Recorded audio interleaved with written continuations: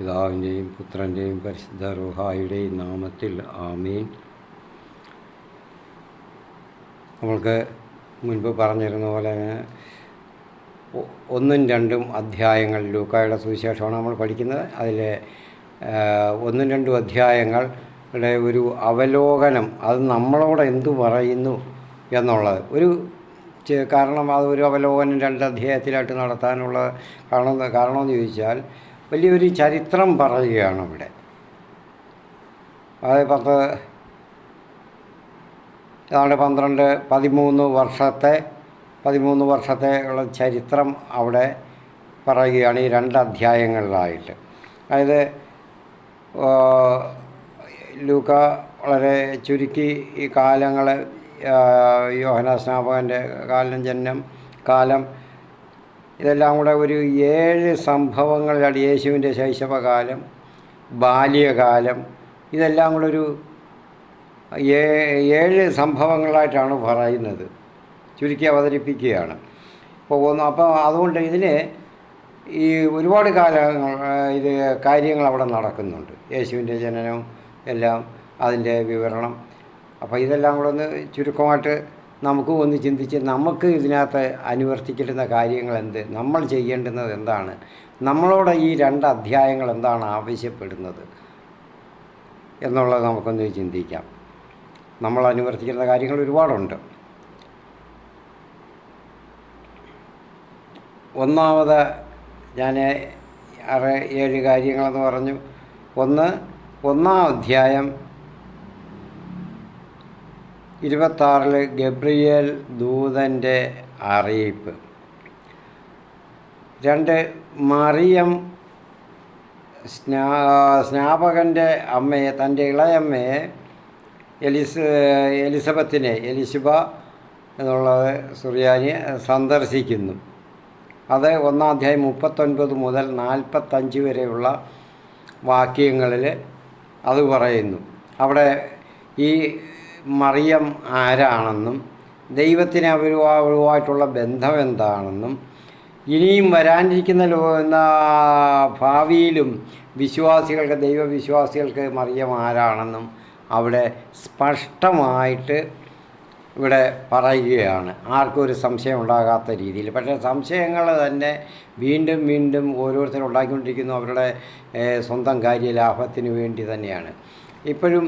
അതുപോലെ തന്നെ ഇപ്പോഴും ഇടയ്ക്ക് ഞാൻ സാധാരണ പറയുന്നത്, കത്തോലിക്ക സഭയെ നിശ്ചിതമായിട്ട് വിമർശിച്ച് കന്യാമറിയത്തെയും കത്തോലിക്ക സഭയും കത്തോലിക്ക സഭയിലെ സന്യസ്തരെയും സമർപ്പിതരെയും സഭയിൽ ശുശ്രൂഷ ചെയ്യുന്നവരെ, വൈദികരെ ഒക്കെ എന്ത് മ്ലേച്ഛമായിട്ട് വിമർശിച്ച് കഴിയുന്ന ഒരാളാണ് ജോബി ആൽവിൻ എന്ന ഒരു പാസ്റ്റർ. വലിയ വിദ്യാഭ്യാസമൊക്കെ ഉള്ള ആളല്ല, നിസ്സാരപ്പെട്ടവനൊന്നുമല്ല. പക്ഷെ അങ്ങനെയാണ് ഇത്. ഞാൻ അതിൽ നിന്ന് മനസ്സിലാക്കുന്നത്, വളരെ ഞാൻ ചിന്തിച്ചിട്ടുണ്ട്, ഇത്രയും അറിവും ബോധവും ഉള്ള ഒരാൾക്ക് എങ്ങനെ സാത്താൻ്റെ പിണിയാളാകാൻ കഴിയും എന്ന്. സാത്താൻ പല വേഷവും കെട്ടിക്കും, പലരെയും കൊണ്ടും പല വിധത്തിലും അത് നടപ്പിലാക്കും. അവൻ്റെ നരക സാമ്രാജ്യത്തിൻ്റെ വിസ്തീർണത്തിന് വേണ്ടി, അവിടെ പ്രജകളെ കൂട്ടാൻ വേണ്ടി പലതും ചെയ്യും. അപ്പോൾ ഞാൻ ദസ്തയേവ്സ്കിയുടെ ഒരു നോവൽ, എനിക്ക് തോന്നുന്നു ഞാൻ ഒരു 50-55 വർഷത്തിന് മുമ്പ് കണ്ടാണ് വായിച്ചതെന്ന് എനിക്ക് തോന്നുന്നു. വളരെ കാലം മുൻപാണ്. അതിലുണ്ട് അദ്ദേഹത്തിൻ്റെ ആണെന്ന് തോന്നുന്നു. അതിൽ സാത്താൻ ഒരു വിഭാഗത്തെ ജനങ്ങളെ, റഷ്യയിൽ നടക്കുന്ന സംഭവമായിട്ടാണ് പറയുന്നത്, ഒരു ഭാഗത്തെ ജനങ്ങളെ, അവർ ദൈവവിശ്വാസികളായിരുന്നു, അതുകൊണ്ട് അവരെ എങ്ങനെയെങ്കിലും ദൈവവിശ്വാസത്തിൽ നിന്ന് മാറ്റണം. അവർ എന്നും പോയി അവർ കൃഷിവലന്മാർ, ഗ്രാമപ്രദേശങ്ങളാണ്, വലിയ പട്ടണങ്ങളൊന്നുമല്ല, ഗ്രാമങ്ങളാണ്, ഒരുപാട് വിശാലമായ ഗ്രാമങ്ങൾ, ഒരു ഗ്രാമമല്ല പലയിടത്തും.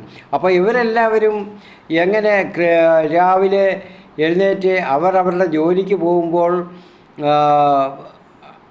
ദൈവത്തെ ആരാധിച്ചുകൊണ്ടിട്ടാണ് പോകുന്നത്, അവിടെ പോയി തൊഴുതിട്ടാണ് പോകുന്നത്. അപ്പോൾ സാത്താൻ വിചാരിക്കുന്നു ഇതെങ്ങനെയെങ്കിലും ഒന്ന് നശിപ്പിക്കണം, ദൈവത്തെ ആരാധിച്ചോ സ്തുതിച്ചോ സ്മരിച്ചോ ഒക്കെ പോകുന്നത് തെറ്റാണെന്ന് അവരെ ബോധ്യപ്പെടാതെ, ദൈവം ആരുമല്ല, തങ്ങളുടെ സ്വന്തം ശക്തിയിലാണ് ഇതെല്ലാം നടക്കുന്നത്, തങ്ങൾ നടത്തുന്നതെല്ലാം ഒന്ന് അവർക്ക് ബോധ്യപ്പെടുത്തണം. അപ്പോൾ ദൈവത്തിൽ നിന്ന് അവർ തിരികെതാണ് സാത്താൻ വിചാരിച്ചത്. പലതും വിചാരിച്ചു നോക്കി, പല പദ്ധതികൾ നോക്കിയിട്ടൊന്നും പറ്റുന്നില്ല. അപ്പോൾ അദ്ദേഹം വിചാരിച്ചു ഇവരെ ഒന്ന് പഠിപ്പിക്കണം. ഇവർ എന്തുവാ ഒന്ന് ഞാൻ ഇങ്ങനെയാണ് വായിച്ചത്, 55 വർഷമായ ഇതിന് മുമ്പാണെന്ന് തോന്നുന്നു. അതുകൊണ്ട് എനിക്ക് ഏകദേശം ഒരു ധാരണയാണ്. അവരെ ലോകത്തിൻ്റെ ബുദ്ധിയിലേക്ക് കൊണ്ടുവരിക, യുക്തിയും ബുദ്ധിയും ചേർന്ന ഒരു ജീവിത ശൈലി വേണം. അവിടെ ദൈവത്തിന് സ്ഥാനമില്ല. തല കൊണ്ട് പണിയെടുക്കുന്നവരായിരിക്കണം. തല കൊണ്ട് എന്ന് പറഞ്ഞാൽ ചിന്തിച്ച് സ്വന്തം തലച്ചോറ് കൊണ്ട് ചിന്തിച്ച് കാര്യങ്ങൾ വശമാക്കി എടുക്കുന്നവരാകണം എന്നാണ്. അങ്ങനെയുള്ളവർ ഇപ്പോൾ ഇവിടെ ഒരുപാടുണ്ടല്ലോ. ഇപ്പം എന്തുവെന്നാൽ ഇപ്പോഴും ആയിട്ട് കുറേ ആളുകൊണ്ട് കാണാതിരുന്ന ഒരു ജോസ് കണ്ടത്തില്ലേ, സാത്താൻ്റെ ഒരു അവതാരമാണ്.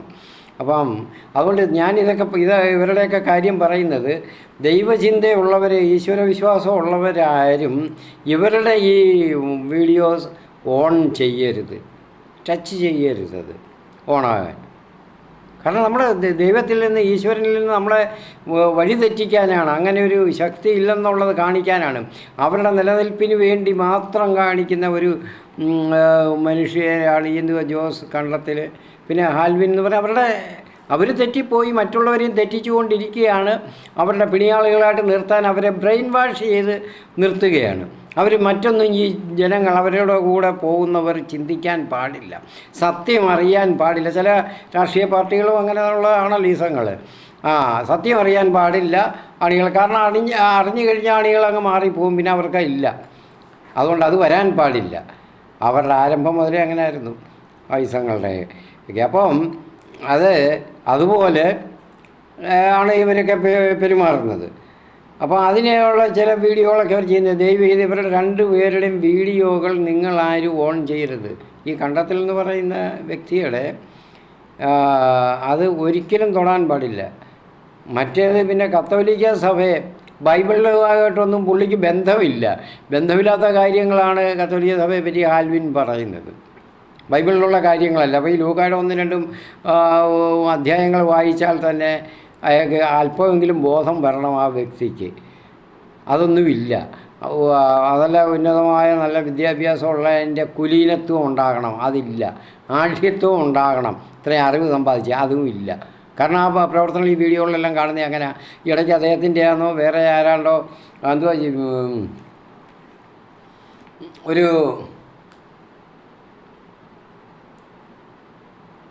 നോൺ റിലീജിയസ് മൂവ്മെൻ്റ് എന്നുമുണ്ട് ഒരു കൂട്ടർ.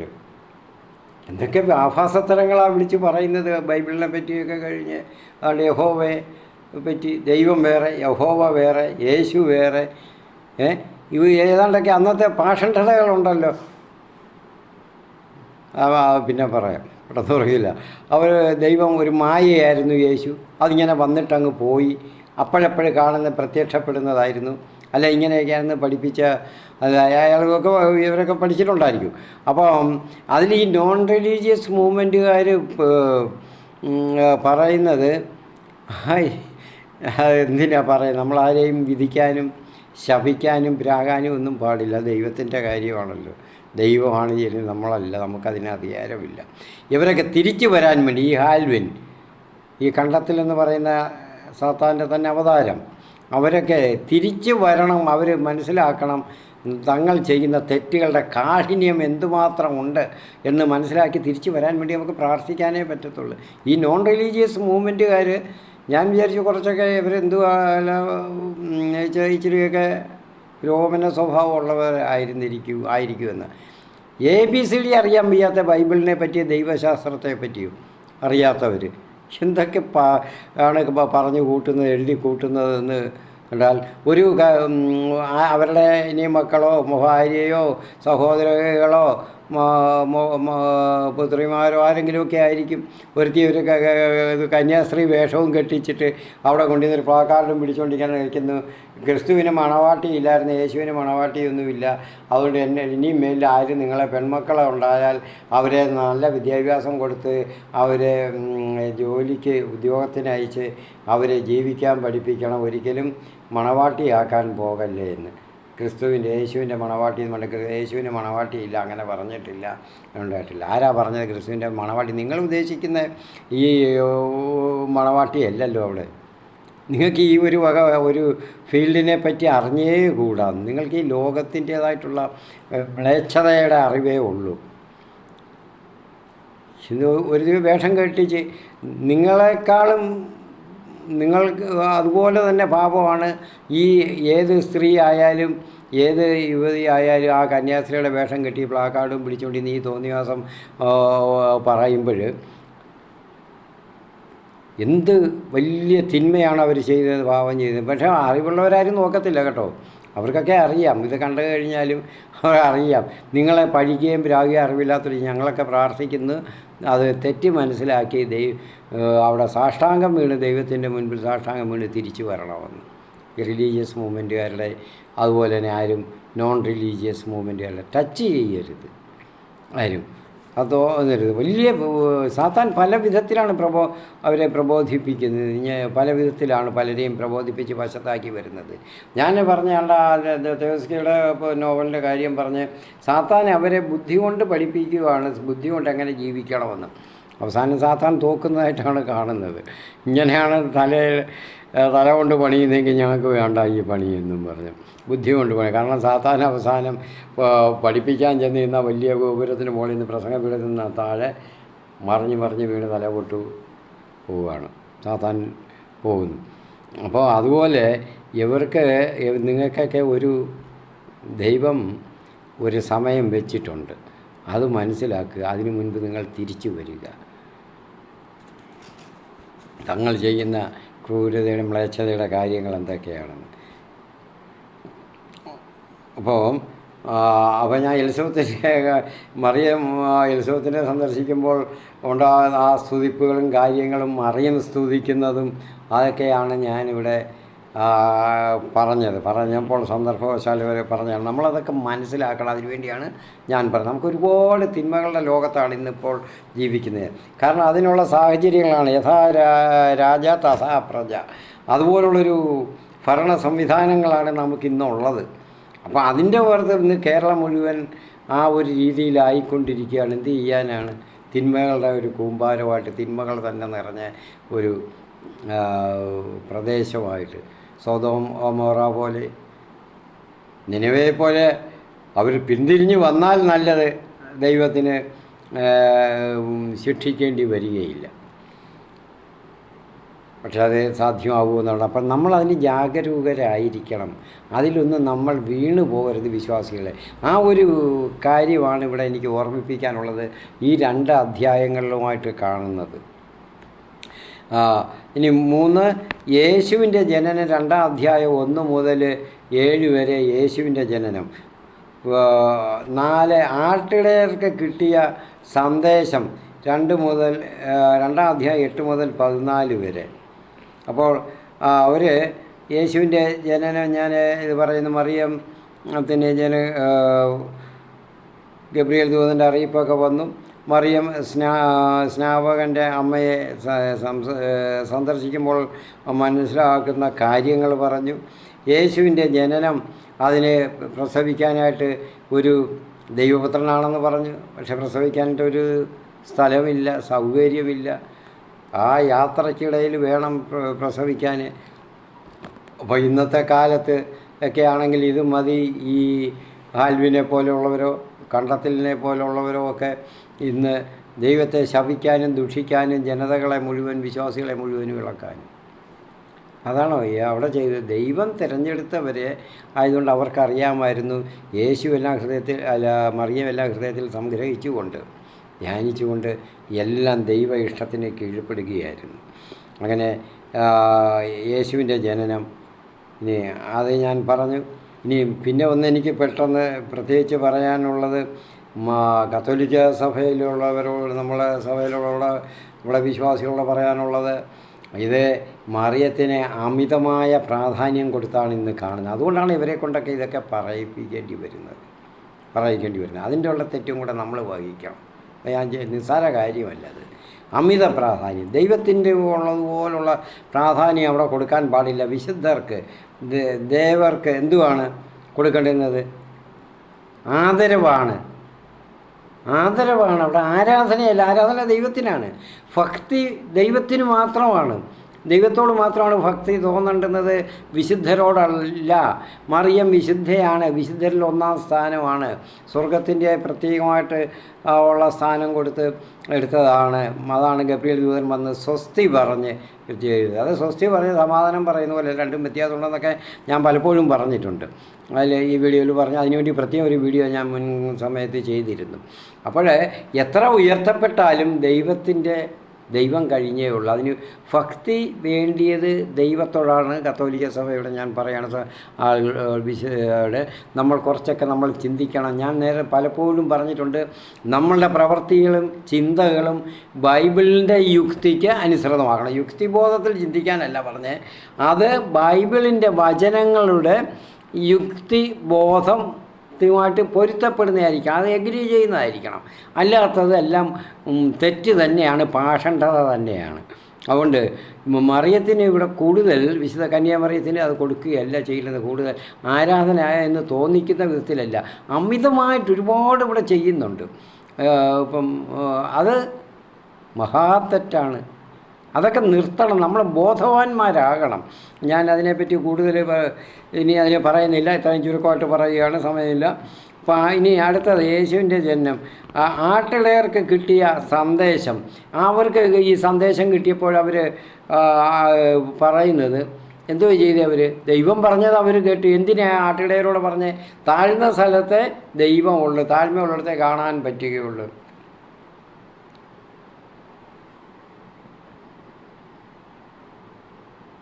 ഒരു പദ്യം ശകലമുണ്ട്, എനിക്ക് തോന്നുന്നു കട്ടക്കയത്തിൻ്റെയാണോ ശ്രീ യേശു വിജയത്തിലുള്ള അത് യോഹന്നാൻ്റെ 1-ാം ലേഖനത്തിലെ 3-ാം അധ്യായത്തിൽ വരുന്നതാണ്. അടുത്ത് നിൽപ്പോര, ഞാൻ മുൻപ് അതിനെടുത്തിട്ടുണ്ട്. അടുത്ത് നിൽപ്പോര അനുജനെ കാണുവാൻ അഠിയില്ലാത്തവൻ പിന്നെ അരൂപനാ ഈശ്വരൻ അദർശ്യൻ എന്നാൽ അതിലെന്താ ആശ്ചര്യമെന്ന്. അടുത്ത് നിൽക്കുന്ന കീർന്ന സഹോദരനെ കാണാൻ കഴിയാത്തവന് അരൂപനായ ദൈവത്തെ, ഈശ്വരനെ കാണാൻ അവന് കഴിയത്തില്ല. അപ്പോൾ അങ്ങനെയുള്ളവർക്കൊന്നും ദൈവത്തിനെ കാണാൻ കഴിയത്തില്ല. ദൈവം അവരുടെ പക്ഷത്തുണ്ടാകാൻ സാധ്യതയില്ല, ഒരിക്കലും ഉണ്ടാകുകയില്ല, സാധ്യമല്ല. അപ്പോൾ ഇവിടെ ആട്ടിടയരെന്ന് പറഞ്ഞാൽ എല്ലാവരേക്കാൾ താഴ്ത്തപ്പെട്ട് ഒതുക്കപ്പെട്ട് മാറ്റി നിർത്തപ്പെട്ടിരുന്ന പരിത്യക്തരായിരുന്ന ഒരു കൂട്ടരാണ്. അപ്പോൾ അവരോടാണ് അവിടെ ദൈവം ത്തിൻ്റെ പിറവിയെപ്പറ്റി ഉദ്ഘോഷിച്ച മാലാഖമാരറിയിച്ചതും അവരവിടെ പോയി ചെന്ന് കാണുന്നതും ആരാധിക്കുന്നതും. അപ്പം നമ്മൾ ചിന്തിക്കണം, നമ്മുടെ ഇടയിൽ കാണുന്ന നമ്മുടെ പ്രാർത്ഥനാ സമൂഹങ്ങൾ, പ്രാർത്ഥനാ നേതാക്കന്മാർ, അവരെല്ലാം ചെയ്യുന്നത്, നേതാക്കളെല്ലാം ചെയ്യുന്നത്, ആ സ്ത്രീ ആയാലും പുരുഷനായാലും ആരായാലും ശരി തന്നെ ചെയ്യുന്നത് എന്താണ്? എവിടെയെങ്കിലും ഉയർച്ചയുള്ള സ്ഥലത്ത്, അതായത് ഉന്നതരായ വലിയ മണിമാളിക പോലുള്ള ഭവനങ്ങളിൽ ചെന്നാൽ പ്രാർത്ഥന നിർത്തുകയില്ല. അവിടെ പുകഴ്ത്തലും പുകഴ്ത്തി അവരെ ഈ ലോകത്ത് നിന്ന് തന്നെ മാറ്റിക്കളയുകയാണ് ചെയ്യുന്നത്, ആ ഭവനത്തെ. ഇങ്ങനെ ഇതൊന്നും പ്രാർത്ഥനയല്ല. അത് ഏത് സഭയിലായാലും ശരിയാണ്, ദൈവത്തിൻ്റെ പേരിൽ നടക്കുന്ന പ്രാർത്ഥന. അത് കത്തോലിക്ക സഭയിൽ ആയാലും ഇല്ലെന്നല്ല പറയുന്നത്, കത്തോലിക്ക സഭയിൽ ഇത് തന്നെ ഒക്കെയാണ് പലയിടത്തും നടക്കുന്നത്. അവരെ പ്രകീർത്തിക്കുക, ദൈവത്തിന് മഹത്വം കൊടുക്കുക. അവരെ മഹത്വപ്പെടുത്തിക്കൊണ്ടല്ല, ദൈവത്തിന് അവർക്കിതെല്ലാം കൊടുത്തതിന് ദൈവത്തെ മഹത്വപ്പെടുത്തി പ്രാർത്ഥിക്കണം. ഇല്ലാത്തവൻ്റെ ഒരു വീട്ടിൽ, താഴ്ന്നവരുടെ ഒരു വീട്ടിൽ ചെന്നാൽ അവർക്ക് അവിടെ ദൈവത്തെ ദർശിക്കാൻ സാധിക്കുന്നില്ല, പറയാൻ സാധിക്കുന്നില്ല. അവിടെ ഇരുന്നും കൊണ്ട് മറ്റുള്ളവരെയാണ് അവർ ശ്ലാഘിക്കുന്നത്, പ്രശംസിക്കുന്നത്, പ്രകീർത്തിക്കുന്നത്. ദൈവത്തെ പ്രകീർത്തിക്കാൻ അവർക്ക് സമയമില്ല, അതിൽ ആത്മാർത്ഥതയില്ല. ഇവരോടാണ് ആത്മാർത്ഥത. അപ്പോൾ നമ്മൾ തിരുത്തേണ്ടുന്ന കാര്യങ്ങളാണ് ഞാൻ ഈ പറയുന്നത്. അപ്പോൾ ആട്ടിടയർക്ക് കിട്ടിയ സന്ദേശം അവരെന്ത് ചെയ്തു? അവർ കണ്ടതെല്ലാം എന്ന് എല്ലാ ജനങ്ങളെയും പോകുന്ന വഴിക്ക് അറിയിച്ചു. അവർ പ്രഘോഷിക്കുകയാണ്, സുവിശേഷ പ്രഘോഷണം ആദ്യമായിട്ട് അവർ നടത്തുകയാണ് ചെയ്തത്. യേശുവിൻ്റെ രക്ഷയെപ്പറ്റിയുള്ള പ്രഘോഷണം ആദ്യമേ അവർ നടത്തിയത് ആട്ടിടയരാണ്. അത് കഴിഞ്ഞ് 5-ാമത്തെ കാര്യം പറയുമ്പോൾ അവർ ശിശുവിനെ സന്ദർശിക്കുന്നു. 6 യേശുവിൻ്റെ പരിച്ഛേദനവും സമർപ്പണവും. യേശുവിൻ്റെ പരിച്ഛേദനവും സമർപ്പണവും എല്ലാം അവിടെ ദൈവാലയത്തിൽ കൊണ്ടുവന്ന് ചെയ്തു. അതിന് അല്ലാതെയും ചെയ്യാം. പക്ഷേ അവർ ദൈവാലയത്തിൽ കൊണ്ടുവന്ന് എന്തിനാ? ദൈവം നിയോഗിച്ചതനുസരിച്ചാണ്. പരിശുദ്ധാത്മാവിൻ്റെ ഇടപെടലാണ്. ഇവിടെ സക്കറിയായ്ക്ക് എന്തിനാ ധൂപം വീശുന്നതിന് അവിടെ കുറി വീണത്? ആ സമയത്ത് പരിശുദ്ധാത്മാവിൻ്റെ ഇടപെടലാണ് അവിടെ കുറി വീഴാൻ കാരണം. അപ്പോൾ നമ്മളൊന്നും മനസ്സിലാക്കണം. അതായത് ഈ ദൈവം ഇടപെട്ടാണ് ഇവിടെ സ്നാപകൻ, യേശു, ഇവരുടെയൊക്കെ ജനനം ദൈവത്തിൻ്റെ നേരിട്ടുള്ള ഡയറക്റ്റ് ഇടപെടലാണ്. അതിന് സംശയമൊന്നും വേണ്ട. അപ്പോൾ അത് പരിശുദ്ധാത്മാവാണ് അവിടെ നയിക്കുന്നതും പരിശുദ്ധാത്മാവിൻ്റെ ഇഷ്ടമാണ് അവിടെ നടക്കുന്നത്. അതുകൊണ്ടാണ് അവർക്ക് ദൈവാലയത്തിൽ പോകാൻ സാധിച്ച് അവിടെ കൊണ്ടുപോയപ്പെട്ടത്. കാരണം എന്താ? അവിടെ പരിശുദ്ധാത്മാവിനാൽ നിറഞ്ഞ 2 പേര് അവിടെ ഉണ്ടായിരുന്നു, ഒരു പ്രവാചകനും ഒരു പ്രവാചകയും. അപ്പം ഇവിടെ അത് ലൂക്കായുടെ സുവിശേഷത്തിലുള്ളതാണ്. അന്തരാളത്തിൽ നിർത്തിയിരുന്ന സ്ത്രീകളെയും കുട്ടികളെയൊക്കെ അവരങ്ങനെ തള്ളിപ്പോയിട്ട് മാറ്റപ്പെട്ട് നിരുന്നവരെ വിടാട്ടിടയർ ഇതെല്ലാം നമ്മൾ കണ്ടു. അപ്പോൾ ഇവരെയൊക്കെ രംഗത്ത് കൊണ്ടുവരികയാണ്. ആ രംഗത്ത് കൊണ്ടുവന്ന് അവതരിപ്പിക്കുന്ന ഒരു സവിശേഷത ലൂക്കായുടെ സുവിശേഷത്തിലുണ്ട്. കാരണം അവർ പുരുഷന്മാർ പ്രാധാന്യം മാത്രമുള്ള ഇടത്ത് ആ കാലഘട്ടത്തിൽ ആ ചരിത്രം പറയുമ്പോൾ അത് അല്ല ശരി. യേശു എല്ലാവരെയും സ്വീകരിച്ചിരുന്നു, എല്ലാവരെയും ആദരിച്ചിരുന്നു എന്ന് കാണിക്കുകയാണ് അവിടെ എലിസബത്ത്, സക്കറിയ, എലിസബത്ത്, അതുപോലെ തന്നെ മേരി, ജോസഫ്, മേരി, ഒരു പുരുഷനുമുണ്ട്, ആ സ്ത്രീയുമുണ്ട്. ഇവിടെ പ്രവാചകൻ ശിമയോനുണ്ട്, അതുപോലെ ഒരു പ്രവാചകിയുണ്ട്, അന്ന. അപ്പോൾ ലൂക്ക അത് എല്ലായിടത്തും ഇങ്ങനെ അവതരിപ്പിക്കും. ആരെയും മാറ്റി നിർത്താനില്ല. സർവ്വജനങ്ങൾക്കും വേണ്ടിയുള്ള രക്ഷയാണത്.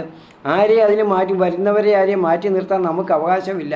ചെയ്യുന്നെങ്കിൽ ദൈവരാജ്യത്തിൽ നിന്ന് നമ്മൾ മാറ്റി നിർത്താനായിട്ട് സാത്താൻ പ്രയത്നിക്കുന്നതിന് തുല്യമായിട്ട് നമ്മൾ പ്രവർത്തിക്കുകയാണ്. ഇങ്ങോട്ട് വരുന്നവരെ അങ്ങനെയൊക്കെ തടയാം. നമ്മുടെ ആഢ്യത്വമൊന്നും പറഞ്ഞൊന്നും നമുക്ക് അവിടെ ഒന്നും വിലയില്ല ദൈവത്തിൻ്റെ മുൻപിൽ. അതുകൊണ്ട് ഞങ്ങളുടെ പള്ളിയിൽ കയറണ്ട, ഞങ്ങളുടെ കൂട്ടായ്മയിൽ വരണ്ട, ഞങ്ങളുടെ പ്രാർത്ഥനയിൽ ഇരിക്കുന്ന എങ്ങനെ, അവരുടെ വീട്ടിൽ നമ്മളെങ്ങനെയാണ് പോകുന്നത്, അതില്ല. അതിനൊക്കെ ഞാൻ ഈ പെന്തക്കോസ്തുകളെന്ന് പറയുന്ന ആ കൂട്ടരെയൊക്കെയാണ് ശ്ലാഘിക്കേണ്ടതാണ്. കാരണം അവർക്ക് ഈ നോട്ടമൊന്നുമില്ല. എല്ലാവരും അവരെ സ്വീകരിക്കും. യേശുവിൻ്റെ നാമത്തിലാകുമ്പോൾ എല്ലാവർക്കും ഒരേ സ്വീകാര്യമാണ്. അതിനൊക്കെ അവരെ പ്രശംസിക്കണം. തെറ്റുകളൊക്കെ പഠിച്ചു പോയി, തെറ്റുകൾ വന്നു പോകുന്നു, അത് അവർക്ക് വന്നു പോകുന്നതല്ല, ബോധപൂർവ്വം അങ്ങനെ ആയിപ്പോയി അവരുടെ ചരിത്രം, അവരുടെ അടിസ്ഥാനം അതായിപ്പോയി. അതുകൊണ്ട് പക്ഷേ അവർ ചെയ്യുന്നതിൽ ഒരുപാട് ഇങ്ങനെയുള്ള നല്ല കാര്യങ്ങളുണ്ട്. അപ്പം യേശുവിൽ ഒന്നായിരിക്കുന്നവർ അത് യഹൂദനെന്നോ ഗ്രീക്കുകാരനെന്നോ തിഥിയനെന്നോ ഒന്നും വ്യത്യാസമില്ലെന്ന് വിശുദ്ധ പൗലോസും പറയുന്നത് അത് തന്നെയാണ്. എല്ലാവരും ഒന്നാണ്. അവിടെ ആരെയും ആട്ടി മാറ്റി നിർത്താനില്ല. ആട്ടി മാറ്റി നിർത്തിയവരെല്ലാം രംഗത്ത് കൊണ്ടുവരാനും അവർക്ക് രക്ഷ നൽകാനുമാണ് യേശു ഇവിടെ ജനിച്ചത്. അത് ആട്ടിടയരോടും പറഞ്ഞതാണ്. സർവ്വ മനുഷ്യർക്കുമുള്ള രക്ഷ ആണ്. അവരവിടെ പോയി കണ്ടിട്ട് അവരും എല്ലാ മനുഷ്യരോടും പറഞ്ഞിരുന്ന എല്ലാവർക്കും വേണ്ടിയുള്ള രക്ഷകനാണ് ഇവിടെ പിറന്നിരിക്കുന്നുവെന്നും. അപ്പോൾ ദേവാലയത്തിൽ അവരെ യേശുവിനെ സമർപ്പിക്കുന്നു. 2 അധ്യായം 21 മുതൽ 40 വരെ ഉള്ള ഭാഗത്ത്. ഇനി ബാലനായി കഴിഞ്ഞപ്പോൾ യേശു ശൈശവാവസ്ഥയിലുള്ള കാര്യമാണ് ഇതുവരെ പറഞ്ഞ 6. ഇനി 7ാമത്തെ കാര്യം പറയുന്നത് ബാലനായ യേശുവിനെയാണ്. ബാലനായ അവസ്ഥ, ആ യുവത്വത്തിലേക്കിട്ട് കടക്കാനുള്ള പടിവാതിൽ അവിടെയാണ് 41 മുതൽ 2 അധ്യായം 41 മുതൽ 52 വരെയുള്ളത്. അവിടെ എങ്ങനെയായിരുന്നു നമുക്ക് മനസ്സിലാക്കാനുള്ള ഒരുപാട് കാര്യങ്ങളുണ്ട്. നമ്മളിപ്പം ഞാൻ നേരത്തെ പറഞ്ഞത് ആട്ടിടയരുടെ കാര്യം, പ്രഘോഷണം, ഈ മറിയത്തിൻ്റെ കാര്യം. നമ്മൾ എത്ര വലിയ ദൈവത്തിൻ്റെ കൃപ കൂടുതൽ ലഭിച്ചാലും താഴ്മയുണ്ടാകണം. പ്രശംസിക്കേണ്ടുന്നവരെ പ്രശംസിക്കണം, ദൈവത്തിൻ്റെ മുൻപിൽ അത് പ്രശംസിക്കണം. ആദരവ് കൊടുക്കേണ്ടുന്നവരെ ആദരിക്കണം. അവിടെ ഭക്തി ദൈവത്തോട് മാത്രമാണ് ഉണ്ടാകേണ്ടുന്നത്. ആരാധന ദൈവത്തിന് മാത്രമാണ്, മറ്റേ ആദരവും വണക്കവുമാണ് എന്നുള്ളത് മനസ്സിലാക്കണം. അപ്പോൾ നമ്മൾ പ്രഘോഷിക്കണം ദൈവ കാര്യങ്ങളെപ്പറ്റി.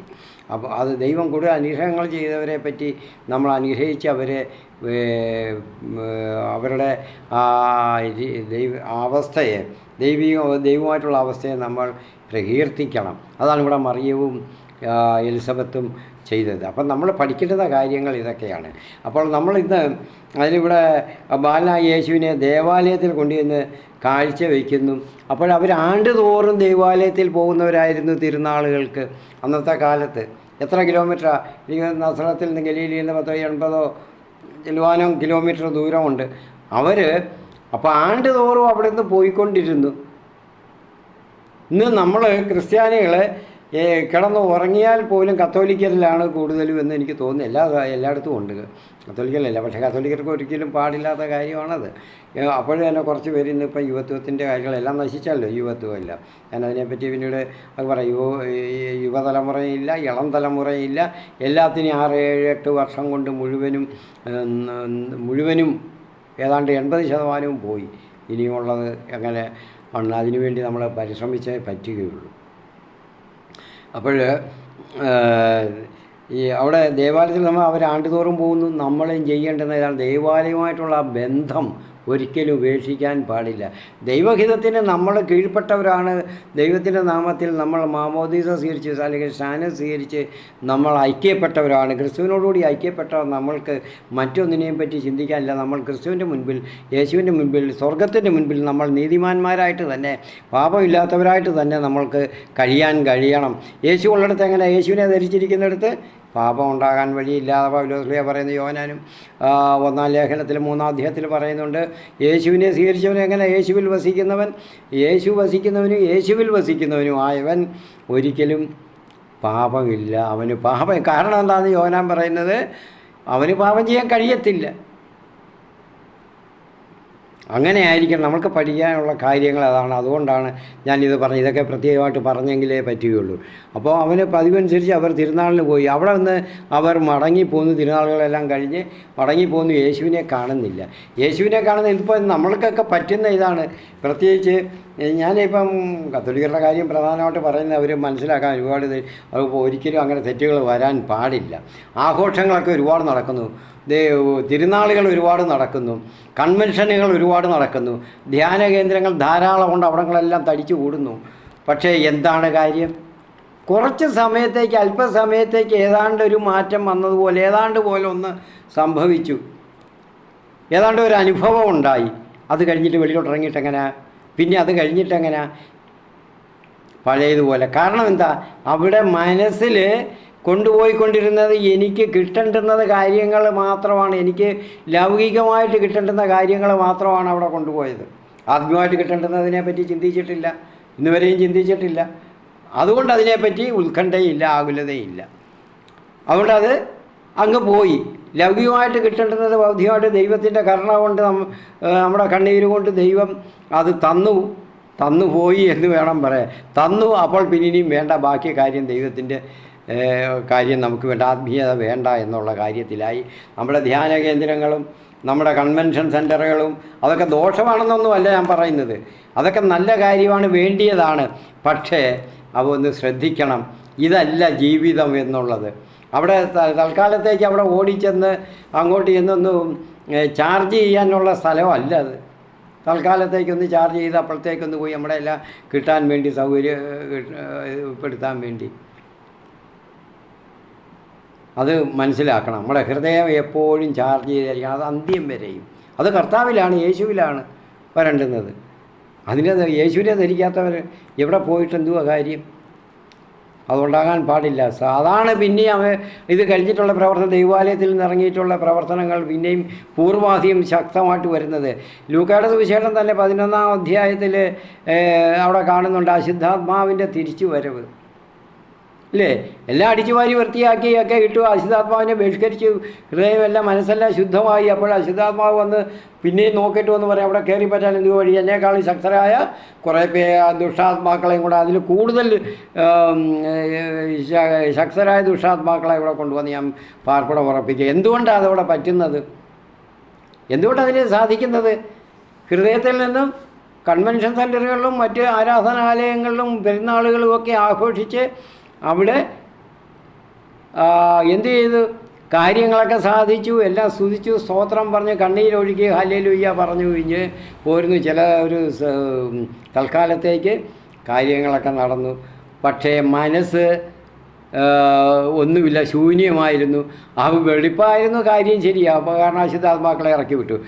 അവിടെ എന്തുകൊണ്ടാണ് പിന്നെ അവൻ വന്ന പൂർവാധികം ശക്തിയുള്ള ആത്മാക്കളെയും കൂടെ സാത്താന് കൊണ്ടുവന്ന് അവിടെ വാസം ഉറപ്പിക്കുന്നത്? അവൻ്റെ കാര്യം മുൻപിലത്തേനേക്കാളും കഷ്ടമായിരിക്കുമെന്നാണ് കർത്താവ് പറയുന്നത്. എന്താ ഇവിടെ വന്നപ്പോൾ സാത്താൻ അവിടെ കൊണ്ടുവന്ന് താമസമാക്കി. എന്താ ഈ ആത്മാവിനെ അവിടെ ചെന്നു ഇതെല്ലാം കഴുകി വെടിപ്പാക്കി ഇഞ്ഞ് പോരുന്ന ഏത്?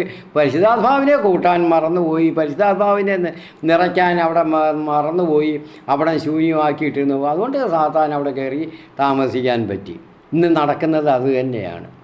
ആരിലും ഒരു മാറ്റം ഞാൻ കണ്ടിട്ടില്ല. എനിക്ക് കാണാൻ വലിയ ആളുകൾ പ്രാർത്ഥനകൾ നയിക്കുന്നവരോ നടത്തുന്നവരോ ഗ്രൂപ്പുകളോ ഇതെല്ലാം ഒന്ന് പറയുന്നവർ ഞാൻ പലപ്പോഴും നിരീക്ഷിക്കാറുണ്ട്. ഇവർ പിന്നെയും ചങ്കരൻ തെങ്ങേൽ തന്നെയാണ്.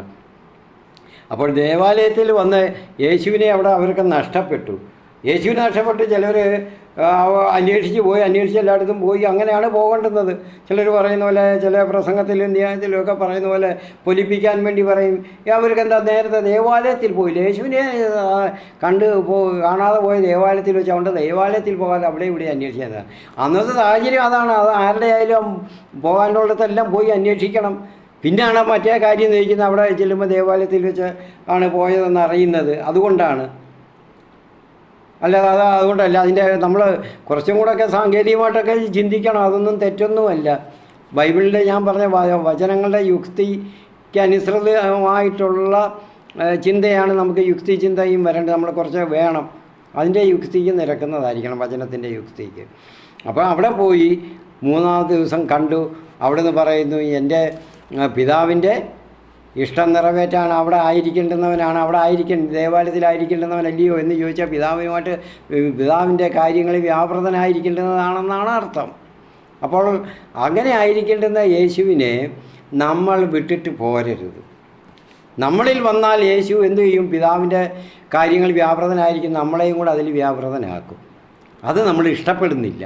അപ്പോൾ എൻ്റെ സ്വത്ത് എനിക്ക് സമ്പാദിക്കാനുള്ള ഇനിയുള്ള കാലമുണ്ട്, ഇതെല്ലാം നഷ്ടപ്പെട്ടു. എൻ്റെ മക്കൾ പോവും, അങ്ങനെ സ്വത്തുക്കൾ ഞാൻ കഷ്ടപ്പെട്ട് ഞാൻ ഒരുപാട് ഉണ്ടാക്കി ലക്ഷങ്ങൾ ചിലവാക്കിയ രമ്യഹർമ്മ്യമാണ്, മാളികയാണ്, ഇനി വാഹനങ്ങളോ അല്ലാത്ത വളരെ വില കൂടി വാഹനങ്ങൾ, എല്ലാ സൗകര്യങ്ങൾ, ഇതെല്ലാം മറ്റുള്ളവർക്കില്ലാത്തതെല്ലാം ഞാൻ ഉണ്ടാക്കി, അതൊക്കെ നഷ്ടപ്പെടുത്താൻ ഞാൻ ഇല്ല. യേശു പറഞ്ഞാൽ നമുക്ക് ഇനി സമയമുണ്ട്. ലോകം അവസാനിക്കുമ്പോഴത്തേക്ക്, അല്ലെങ്കിൽ നമ്മുടെ കാര്യം അവസാനിക്കുമ്പോഴത്തേക്ക് നമുക്ക് യേശുവിൻ്റെ കൂടെ പോകാം എന്നുള്ളൊരു ചിന്തയായിപ്പോയി. അതിനുവേണ്ടിയുള്ള നല്ല ധ്യാന കേന്ദ്രങ്ങളും കൺവെൻഷൻ സെൻറ്ററുകളും പെരുന്നാളുകൾ ആഘോഷിക്കുന്നത്. അങ്ങനെ ഉണ്ടെങ്കിൽ ഇത് വേണ്ടാന്ന് വയ്ക്കണം. ആ ഒരു ചിന്തയിലാണെങ്കിൽ പെരുന്നാൾ എന്തിനാ ആഘോഷിക്കുന്നത്? മനുഷ്യരെ അകറ്റാനും കൂടുതൽ സാത്താൻ്റെ പിടിയിലോട്ട് ആഴ്ത്താനും വന്നോ തിരുനാളുകൾ ആഘോഷിക്കുന്നത്? ആ ഒരു രീതിയിലായിപ്പോയി. എങ്ങനെ അത് മോടി പിടിപ്പിക്കാം? എന്തോ മോടി, ആത്മാവിൻ്റെ മോടി പിടിപ്പിച്ചോ നിങ്ങൾ? അത് ചെയ്യുന്നില്ല, ആരും ചെയ്യുന്നില്ല. ഞാനത് പറയുന്നതിന് എന്നോട് വിരോധമുള്ള ഇത് പലരും എൻ്റെ അടുത്ത് ഒരു സഹോദരനെ നേരത്തെ എനിക്ക് കുറച്ച്, ഞാൻ അദ്ദേഹത്തെ എപ്പോഴും ഓർമ്മിക്കും. അതുകൊണ്ട് ലിജോ ഫ്രാൻസിസ് തോന്നുന്നു, അദ്ദേഹം പറഞ്ഞു ഇതൊക്കെ ആരൊക്കെ കേൾക്കുന്നുണ്ടെന്നുള്ള ഓർമ്മയുണ്ടോയെന്ന്. അത് കേൾക്കണം, ഇത് കേൾക്കേണ്ടുന്നവർ കേൾക്കണം. അതുകൊണ്ടാണ് ഞാൻ പറയുന്നത്. എനിക്കത് അതിന് കുഴപ്പമില്ല. എന്നോട് ഇങ്ങനെയൊക്കെ അത് ചോദിക്കുകയും പറയുകയും ചെയ്യുന്നത് എനിക്ക് എന്ത് സന്തോഷമാണ്, നല്ലതാണ്. കാരണം അവരത് ശ്രദ്ധിക്കുന്നല്ലോ എന്നുള്ള. ഇത് കേട്ടേ പറ്റത്തുള്ളൂ. സഭയിൽ ഒരുപാട് കാര്യങ്ങൾ ഇതുപോലെ അവർ മനസ്സിലാക്കാനുണ്ട്. അതിൻ്റെ നേതൃത്വത്തിലിരിക്കുന്നവരൊക്കെ, നയിക്കുന്നവർ. പെരുന്നാളുകൾ ആഘോഷിക്കാൻ അവിടെ ലൗകികതയ്ക്ക്, അവിടെ ആർഭാടത്തിനും മോടിക്കും ഒക്കെ അവിടെ സ്ഥാനം കൊടുത്തിട്ട് കാര്യമില്ല. നല്ലപോലെ സുവിശേഷം പറയാൻ അറിയാവുന്നവരെ കൊണ്ട് പ്രസംഗിപ്പിക്കണം. അല്ലാതെ 5,000 10,000 ഒക്കെ ഓരോരുത്തർ കൊടുത്ത്, വൈദികരായാലും ആർക്കായാലും കൊടുത്തിട്ട് വെറുതെ ആ അച്ഛന് കൊടുത്തു, ഇത്രയും കൊടുത്തു, എൻ്റെ കാലത്ത് ഇത്രയും കൊടുക്കാൻ പറ്റി. അല്ല, അവരും ചിന്തിക്കും, വാങ്ങിച്ചവർ അച്ഛൻ്റെ കാലത്ത് എനിക്ക് ഇത്രയും കിട്ടി.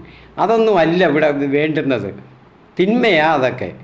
ദൈവവചനം എന്തുമാത്രം പങ്കുവിട്ട് കൊടുക്കാനായിട്ട് കഴിഞ്ഞു, അങ്ങനെയുള്ളവരെയാണോ എടുക്കുന്നത്? മനുഷ്യൻ്റെ മനസ്സിൽ കയറ്റണം. ഇന്ന് അങ്ങനെ ഒന്നും കയറാൻ എളുപ്പമല്ല. കാരണം സാത്താൻ അങ്ങനെ ബന്ധിച്ച് വെച്ചിരിക്കുകയാണ്, അടച്ച് കഠിനമാക്കി വെച്ചിരിക്കുകയാണ് നമ്മുടെ തലമുറ. കാരണം എനിക്ക് തോന്നുന്നു ഒരു 8-10 വർഷം കൊണ്ടാണ് ഈ മാറ്റം വന്നത് കൂടുതൽ. ഇതിനു മുൻപൊന്നും അങ്ങനെ ഇല്ലായിരുന്നെന്ന് എനിക്ക് തോന്നുന്നു. അപ്പോൾ ദൈവം നമുക്ക് അപ്പോൾ നമ്മൾ നഷ്ടപ്പെടുത്തരുത്. ഈ പെരുന്നാളുമെല്ലാം കഴിഞ്ഞിങ്ങോട്ട് ഇറങ്ങുമ്പോൾ, കൺവെൻഷനും കഴിഞ്ഞിങ്ങോട്ട് ഇറങ്ങുമ്പോൾ, ആ ധ്യാന കേന്ദ്രവും കഴിഞ്ഞിറങ്ങുമ്പോൾ നമ്മൾ നോക്കണം എൻ്റെ കൂടെ യേശു ഉണ്ടായിരുന്നുവെന്ന്. യേശു ഇല്ലെന്ന് കാണുന്നെങ്കിൽ തിരിച്ച് വീണ്ടും ദൈവാലയത്തിൽ പോയി ചെന്ന് ദൈവാലയത്തിലെ ചടങ്ങുകൾ ചെയ്യും. എന്താ? ആരാധന, കുമ്പസാരിക്കുക, ആരാധന നടത്തുക, എന്നിട്ട് യേശുവിനെ സ്വീകരിക്കുക, വിശുദ്ധ ഭോജ്യമായിട്ട് സ്വീകരിക്കുക. ആ സ്വീകരിച്ച് യേശുവിനെ സ്വായത്തമാക്കുക, യേശുവിനെ ധരിക്കുക, യേശുവിലായിരിക്കുക, യേശുവിൽ ആയിരിക്കുകയും യേശു നമ്മിലായിരിക്കുകയും ചെയ്യണം. അതിനാണ് വിശുദ്ധ ഭോജ്യം. അത് നമ്മൾ വീണ്ടും ചെയ്യണം. അതിൻ്റെ ആയിട്ടുള്ള ചടങ്ങുകളിലൂടെ മേരിയും ജോസഫും അതിൻ്റെ ചടങ്ങുകളോടുകൂടിയാണ് എല്ലാം ചെയ്തത്.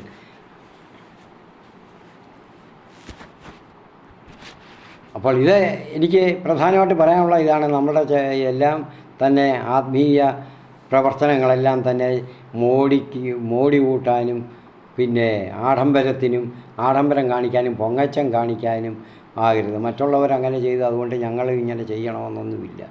മറ്റുള്ളവരങ്ങനെ ചെയ്യാത്തതുകൊണ്ട് നമുക്കത് ചെയ്യുക. ഇവിടെ ആത്മീയത കൊടുക്കാൻ ചെയ്യുക. അതിലാണ് നമ്മുടെ ശ്രദ്ധ വേണ്ടുന്നത്. നമ്മുടെ ചൂട് അതിനാണ് ഉണ്ടാകേണ്ടുന്നത്. പ്രിയപ്പെട്ടവരെ, ഞാൻ ഒരുപാട് പറഞ്ഞത് നീട്ടുന്നില്ല. നമ്മൾ ദൈവം എന്തിനാണ് യേശുവിനെയും സ്നാപകനെയൊക്കെ ഇത്രയും താമസിപ്പിച്ചത്? ദൈവത്തിൻ്റെ ഒരു പദ്ധതിയുണ്ട്. ദൈവത്തിൻ്റെ സമയം വരണം. നമ്മൾക്ക് നന്മ ചെയ്യുന്ന നമ്മൾക്കിത് ഉണ്ടാകുന്നതിന് വേണ്ടി. കുഞ്ഞുങ്ങളില്ലാതെ എത്രയോ പേര് കഴിയുന്ന 10, 30, 40 വർഷമായവരുണ്ട് വിവാഹം കഴിഞ്ഞിട്ട്. ചിലപ്പോൾ അവർക്ക് താമസിച്ചുണ്ടായത് വരും. അതിന് തക്കൊണ്ട് അവർ ദൈവമായിട്ട് അടുത്ത് കഴിഞ്ഞാൽ ഉണ്ടാകും. എന്തിനാ താമസിച്ച് നേരത്തെ ഞാൻ കൊടുത്തുകൂടായിരുന്നു? 10, 50, 55, 60 വയസ്സായപ്പോഴാണോ കുഞ്ഞിനെ കൊടുക്കുന്നത് എന്നൊക്കെ ചിന്തിച്ചത്. ദൈവത്തിന് പദ്ധതിയുണ്ട് സഹോദരി, ദൈവത്തിന് പദ്ധതിയുണ്ട്. ദൈവത്തിന് അതിൻ്റെ സമയമാകുമ്പോൾ അത് ചെയ്തിരിക്കും, അത് ചെയ്യും, അത് സ്വീകരിക്കുക.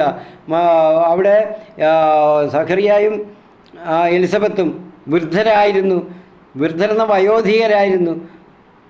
മേരിയും ജോസഫും ചെറുപ്പക്കാരായിരുന്നു, യുവത്വത്തിലായിരുന്നു.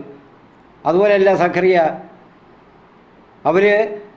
എന്നിട്ടും ദൈവം എന്താ ഇത്രയും താമസിപ്പിച്ചേ? ദൈവത്തിൻ്റെ പദ്ധതി അതായിരുന്നു. യേശുവിൻ്റെ കൂടെ, യേശുവിൻ്റെ സമകാലികനായിട്ട് മുന്നോടിയായിട്ട് വന്ന് ഇവിടെ ജോലി ചെയ്യാനുണ്ട്, ദൈവരാജ്യത്തിൻ്റെ ജോലി. ആ സമയമാകുമ്പോഴാണ് വരുന്നത്. യേശുവിനെ എന്തുകൊണ്ട് ഇത്ര താമസിപ്പിച്ചു? ലോകം എന്തുമാത്രം വ്യസനിച്ച് കാത്തിരുന്നു ഒരു രക്ഷകന് വേണ്ടി. യേശുവിനെ താമസിപ്പിച്ച എന്താ? അത് സമയം ആകണമായിരുന്നു, ഈ കർത്താവ് നിശ്ചയിച്ച സമയം. അപ്പോഴേ അതിന് സാധ്യമാകത്തുള്ളായിരുന്നു. അപ്പം ദൈവ പദ്ധതിക്ക് ഒരു സമയമുണ്ട്, ഒരു കാലമുണ്ട്. അതിന് ചില കാരണങ്ങൾ ദൈവത്തിൻ്റെ ഉണ്ട്, ദൈവത്തിൻ്റെ പദ്ധതിയുണ്ട്. പദ്ധതി നിറവേറണം. അതിന് പറ്റുന്നവരെയാണ് എടുക്കുന്നത്, അതിന് പറ്റുന്ന സമയത്താണ് അവരെ എടുക്കുന്നത്. എന്താ വേറെ ആരെയും എടുക്കാതിരുന്നത്?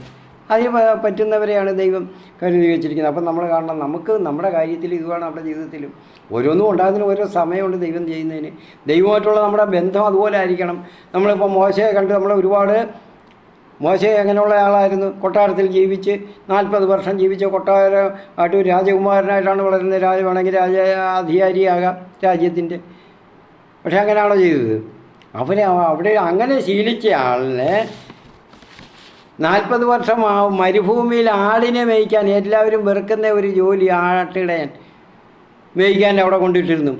പദം വരുത്തി, സ്വഭാവത്തിന് പദം വരുത്തി. മുൻകോപിയും എടുത്തിയാട്ടക്കാരനുമായിരുന്ന മോശയെ അങ്ങനെ വെച്ച് പദം വരുത്തി ജീവിച്ച് അവനെ ആ ഒരു സാഹചര്യത്തിലാക്കിയ പദം വരുത്തി നല്ല ഒരു മനുഷ്യൻ, ദൈവത്തിൻ്റെ ഹൃദയത്തിനിണങ്ങുന്ന ഒരു മനുഷ്യനാക്കി, സുഹൃത്താക്കി മാറ്റി മോശയെ. ഇതൊക്കെയാണ്. അപ്പോൾ അതിന് ദൈവത്തിന് ആ പദ്ധതിയുണ്ട്. എന്നാൽ ചോദ്യം, എന്തുകൊണ്ടാണ് ദൈവം, പണ്ടൊക്കെ ചിന്തിച്ചുകൊണ്ട് എന്തിനാ ഈ 40 വർഷം കൊട്ടാരത്തിൽ കൊണ്ടിട്ടത്?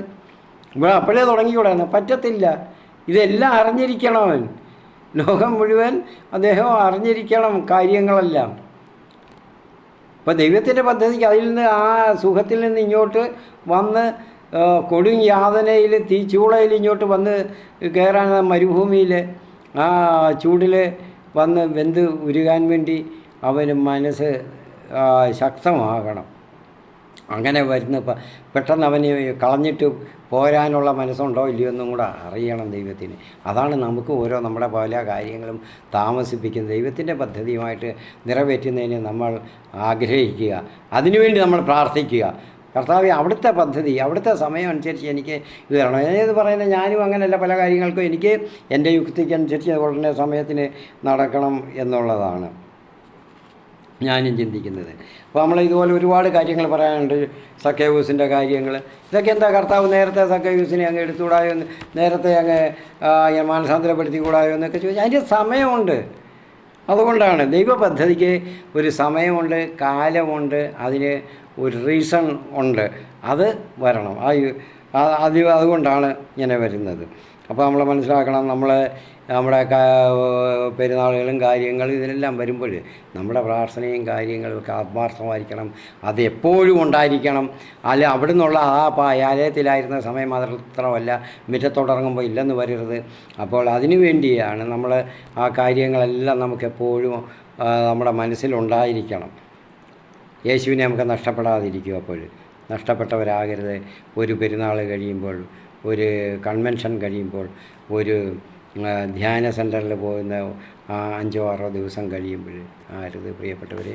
നമുക്ക് സമയം കുറച്ച് കൂടുതലായിപ്പോയി. എനിക്ക് ഈ നെറ്റിൻ്റെ പ്രയാസമുണ്ട്, അതുകൊണ്ടൊക്കെ നേരത്തെ നിർത്തണമെന്ന് വിചാരിച്ചാൽ പറഞ്ഞപ്പോൾ അങ്ങനെ പറഞ്ഞു പോകും. പ്രിയപ്പെട്ടവരെ, നമുക്ക് ഉപസംഹരിക്കാം. നമുക്ക് പ്രാർത്ഥനയോടുകൂടി നിർത്താം. എനിക്ക് രോഗികൾക്ക് വേണ്ടിയൊക്കെ പ്രാർത്ഥിക്കുന്നതൊക്കെ ഉണ്ട്. അവിടെ തീർച്ചയായിട്ടും നമുക്ക് പറഞ്ഞിട്ടുള്ളവർക്ക് വേണ്ടിയൊക്കെ പ്രാർത്ഥിക്കാം. സ്തോത്രം, സ്തോത്രം, ഹല്ലേലൂയ, ഹല്ലേലൂയ. നന്ദി, നന്ദി, നന്ദി യേശുവേ. സ്തോത്രം, സ്തോത്രം. അവിടുത്തെ സ്തുതിക്കുന്നു, വാഴ്ത്തുന്നു, വന്ദിക്കുന്നു. കർത്താവിന് സ്തുതി, കർത്താവിന് സ്തുതി. കർത്താവേ, അവിടത്തേക്ക് സ്തുതി. സ്തോത്രം. ഞങ്ങളുടെ ആവശ്യങ്ങളെല്ലാം കർത്താവേ, മക്കളില്ലാത്തവർ വിഷമിക്കുന്നവർ ധാരാളം പേരുണ്ട് കർത്താവേ. അതുപോലെ തന്നെ എല്ലാ പ്രയാസങ്ങളും ദുരിതങ്ങളും അനുഭവിക്കുന്നവരുണ്ട്. പരിത്യക്തരായിട്ടുള്ളവർ വേദന അനുഭവിക്കുന്നവരുണ്ട്. പുറമേ മോടിയായിട്ട് കാണുന്നെങ്കിൽ ഉള്ളിൽ മുഴുവൻ നീറ്റലും വേദനയായിട്ട് കഴിയുന്ന എത്രയോ ജനങ്ങൾ കർത്താവെ, അവരുടെ എല്ലാം കാര്യങ്ങൾ ഞങ്ങൾ സമർപ്പിച്ച് പ്രാർത്ഥിക്കുന്നു. സ്തോത്രം, ഹല്ലേലൂയ. നിങ്ങളുടെ ചുറ്റുപാടുള്ളവരെ, കുടുംബത്തിലുള്ളവരെല്ലാം സമർപ്പിക്കുക. നമ്മൾ ഈ ലോകത്തിലുള്ളവരെല്ലാം ഇതുപോലെ അനുഭവിക്കുന്നവരെ സമർപ്പിച്ച് പ്രാർത്ഥിക്കുക. സ്തോത്രം, ഹല്ലേലൂയ, ഹല്ലേലൂയ. നന്ദി യേശുവേ. സ്തോത്രം. പിതാവേ, അവിടുത്തെ പുത്രനായ യേശു ക്രിസ്തുവിൻ്റെ, ഞങ്ങളുടെ രക്ഷകനായ യേശു ക്രിസ്തുവിൻ്റെ നാമത്തിൽ അവിടുത്തേക്ക് സ്തോത്രവും മഹത്വവും പുകഴ്ചയും ഞങ്ങൾ അർപ്പിക്കുന്നു. സ്തോത്രം. നന്ദി യേശുവേ. സ്തോത്രം. എല്ലാവർക്കും വിശുദ്ധ നോയമ്പിൻ്റെ മംഗളാശംസകൾ. നോയമ്പ് ശക്തിയായിട്ട് നമ്മൾക്ക് നടത്തുന്നതിന്, ആചരിക്കുന്നതിന് നമുക്ക് സാധിക്കട്ടെ. നോയമ്പെന്ന് പറയുമ്പോൾ ദൈവത്തിൻ്റെ കൂടെ നമ്മളായിരിക്കുക എന്നുള്ളത് കൂടിയാണെന്ന് ഓർമ്മിപ്പിക്കുന്നു. നോയമ്പ് ചിന്തകൾ ഈ ആഴ്ചയിൽ ഞാൻ ഒരു ദിവസം ചെയ്യുകയും ചെയ്യും. ഒരു വീഡിയോ കാണും. കേൾക്കാൻ സമയമുള്ളവരും സൗകര്യമുള്ളവരും ആഗ്രഹിക്കുന്നവരും അത് കേൾക്കണം. സ്തോത്രം, ഹല്ലേലൂയ.